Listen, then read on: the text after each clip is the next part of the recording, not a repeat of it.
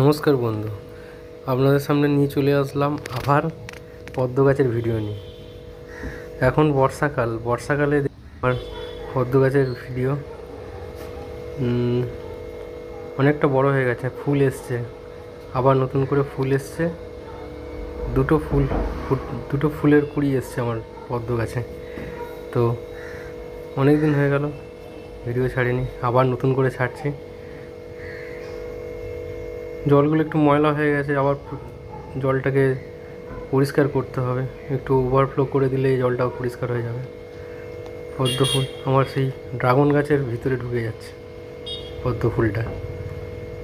ফুল ভালোই এসছে, এই দুটো ফুল ফুটেছে, আবার নেক্সট ফুল ফুটবে।